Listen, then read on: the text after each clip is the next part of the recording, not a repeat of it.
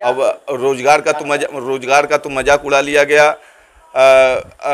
Military के भर्तियों पे जो उस समय परमानेंट हुआ करती थी, अब 4 साल की नौकरी दे करके युवाओं का मजाक उड़ा लिया गया। अब 4 साल बाद वो युवा क्या करेगा?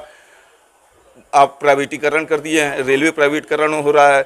अब यहाँ पर बड़ी बड़ी संस्थाएं प्राइवेटीकरण, जब एक ठेकेदार आ जाएगा वो अपने लोगों को भरेगा, गरीब का कौन सुनेगा?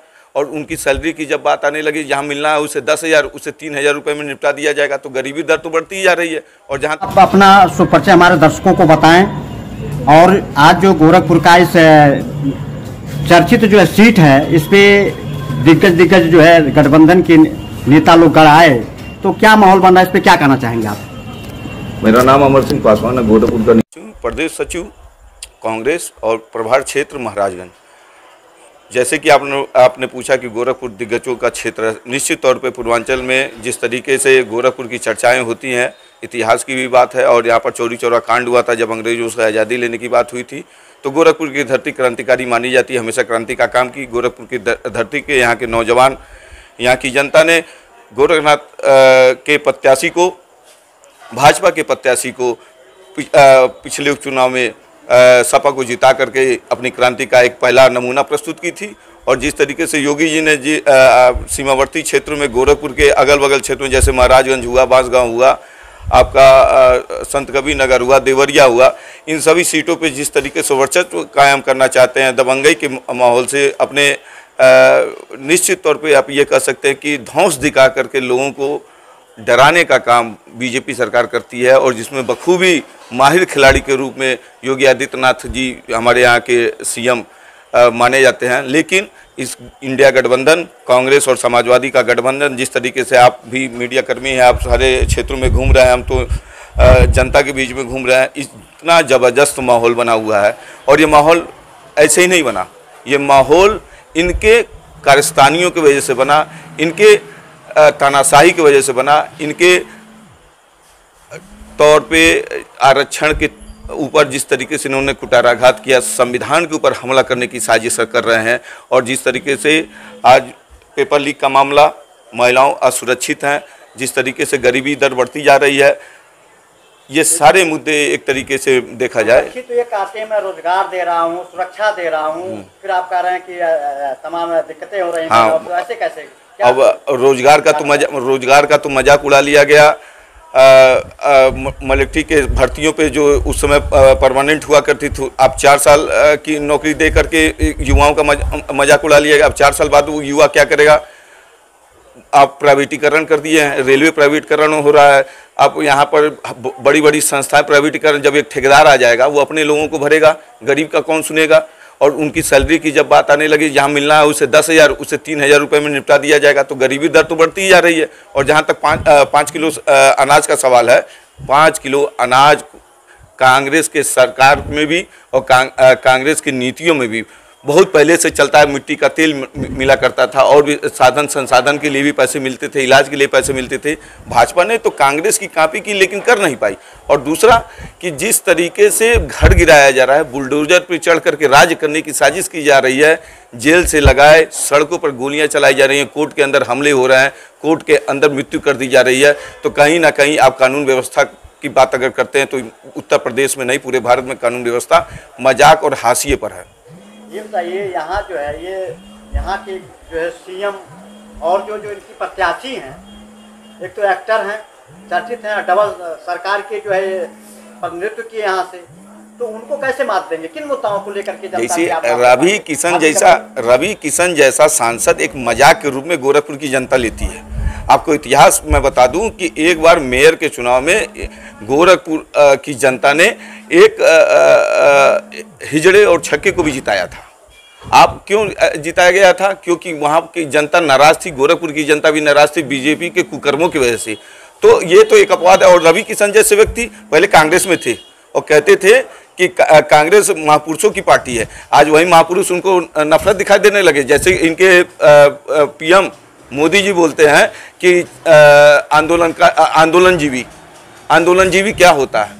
आंदोलनजीवी वो होता है जो आरएसएस में लोग पड़े हुए हैं और लोगों के बीच में सेंध लगा करके देश विरोधी काम करते हैं। और कांग्रेस की बात करते हैं तो कांग्रेस का आईना मैं उनको दिखाता हूँ। भगत सिंह से लगा, बाबा साहेब अम्बेडकर से लगा, सुखदेव से लगा, चंद्रशेखर आजाद से लगा, जितने देश के महापुरुष थे, कांग्रेस ने कभी उनको सताने का काम नहीं किया था। कांग्रेस ने उन आंदोलनकारियों को सम्मान देने का काम भारत में किया था। और आज भी पूरे भारत में जिस तरीके से महापुरुषों का नाम सम्मान से लिया जाता है, ये कांग्रेस और कांग्रेस वाली विचारधारा जो महापुरुषों का सम्मान करती थी, उस विचारधारा से निकल करके आज कांग्रेस देश और जनता के बीच में उनके हृदय पर राज करती है। ये तो ये गठबंधन जो है, आपकी जो प्रत्याशी है, किसकी टक्कर दे रही है, इस पे क्या कहेंगे आप? जैसे देखिए, गठबंधन का कोई भी प्रत्याशी बस चुनाव लड़ रहा है, उसको चुनाव लड़ा रही है जनता।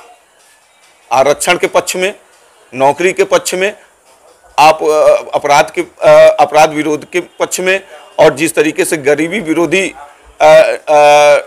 नीतियों को लाकर के कांग्रेस ने अपने मैनिफेस्टो में लगाया है कि जिस तरीके से उनको नौकरी देने का काम, उनको मुआवजा देने का काम, उनको आरक्षण देने का काम, संविधान बचाने का काम, लोकतंत्र बचाने का काम और अपराध मुक्त करने का काम कांग्रेस के मैनिफेस्टो में है, तो मैं निश्चित तौर पे कह सकता हूँ युवा खुश है, किसान खुश है, महिलाएं खुश हैं, और वो एक उम्मीद भरी नज़र से देख रही हैं कि कांग्रेस की सरकार और गठबंधन की सरकार अगर आती है तो भारत से गरीबी मिटेगी। ये तो एक चर्चा चल रहा है कि मोदी जी का हुई है, तो इस पे क्या कहेंगे? इस तरह से जो मोदी जी की बात को कोई बहुत सीरियस नहीं लिया है। वो चाइना में चले जाएं तो कहेंगे कि मैं चाइना का लाल हूँ, उनकी आदत में है। वो अभी पाकिस्तान चले गए थे बिरयानी खाने, तो खाली भगवान होते हैं जो महापुरुष। तो मैं आपको बता दूं, मोदी जी का कोई भी भाषण जब उठा लेंगे, अभी आप पाकिस्तान उनको भेज दीजिए, वो अपने शब्दों से इतने मजबूर हैं कि वो पाकिस्तान में जाके कहेंगे कि मैं पाकिस्तान का बेटा हूँ। गंगा माँ के किनारे जाएंगे तो कहेंगे मैं गंगा माँ का बेटा हूँ। और क्रिश्चियनिटी के और सिख समुदाय के बीच में जाएंगे तो मैं कहेंगे उनको बेटा हूँ। तो निश्चित तौर पे जिसको अपने माँ पे गर्व नहीं होता है वो किसी का बेटा नहीं हो सकता है। सबसे पहले वो अपने माँ के संतान है। और अवतरित वाली बात को लेकर के जिस तरीके से उन्होंने बोला, तो मैं कहूँगा उनका मानसिक दिवालियापन गठबंधन के जन समर्थन को दे करके एक तरीके से उनको एक अच्छे डॉक्टर को दिखा करके अपने मानसिक बीमारी को दूर करना चाहिए। यहाँ के जनता को आप क्या अपील करना चाहेंगे? देखिए, हम युवा हैं और महिलाओं को संविधान के माध्यम से जो अधिकार मिला हुआ है, गरीबों को जो अधिकार मिला हुआ है, अनुसूचित जात को जो अधिकार मिला है, माइनॉरिटी को जो अधिकार मिला है, हर धर्म संभाव, हर धर्म का सम्मान है। इस संविधान को साक्षी मानने वाला हर व्यक्ति इस देश से प्रेम करता है, यहाँ की जनता से प्रेम करता है, यहाँ के अधिकारों से प्रेम करता है, यहाँ की शिक्षा से लेकर के कानून से प्रेम करता है। मैं उन सभी साथियों को और इंसाफ पसंद साथियों को मैं निवेदन करना चाहूँगा, इंडिया गठबंधन में आपके इंसाफ की लड़ाई लड़ी है।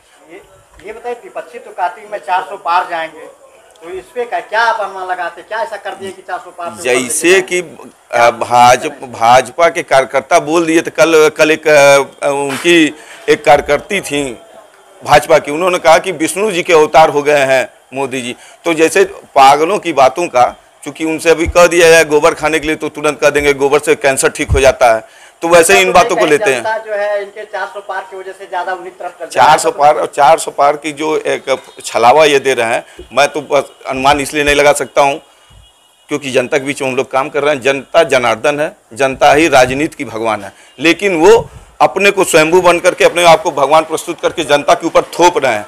तो कहीं ना कहीं राजनीति में भगवान जैसे शब्द का प्रयोग करके राजनीति को आस्था के बीच में चौराहे पे ला करके एक तरीके से नंगा करने का काम किया जा रहा है। ये बहुत ही गलत है भारतीय राजनीति में, और ऐसे भगवान देवी देवताओं को बीच में ला करके राजनीतिक लाभ जो लेते हैं वो भारत के भी नहीं हो सकते और देवी देवता के भी नहीं होंगे। क्या है, जिस तरह से आप लोगों ने यहाँ दौरा किया, देखा, लोगों के बीच में गया, तो क्या परिवर्तन होने की संभावना है कि नहीं? परिवर्तन यहाँ के युवा करेंगे, छात्र छात्राएं कर रही हैं, यहाँ का गरीब कर रहा है, मजदूर कर रहा है, किसान कर रहा है, और यहाँ के कर्मचारी कर रहे हैं। जिस तरीके से 10 सालों में शोषण का, अपराध का, सरकारी संस्थाओं को निजीकरण करने का एक खेल खेला गया, ये देश देख रहा था, युवा देख रहे थे। आज बाजी युवाओं के हाथ में है, आज बाजी महिलाओं के हाथ में है, आज बाजी संविधान को मानने वालों के हाथ में है, आज बाजी कानून और लोकतंत्र को बचाने वाले लोगों के बीच में है। तो जनता बनाम भाजपा की लड़ाई है। इंडिया गठबंधन जनता के साथ खड़ी है और जनता का प्यार और सम्मान पूरे उत्तर प्रदेश और भारत में मिल रहा है और इंडिया गठबंधन सरकार बनाने जा रही है। पूर्वांचल में मिलने की संभावना है। मेरा जहां तक अनुमान है कि 80 सीटों में 60 से 65 सीट इंडिया गठबंधन को मिल रही है, जहां तक मेरा व्यक्तिगत सर्वे कह रहा है। धन्यवाद।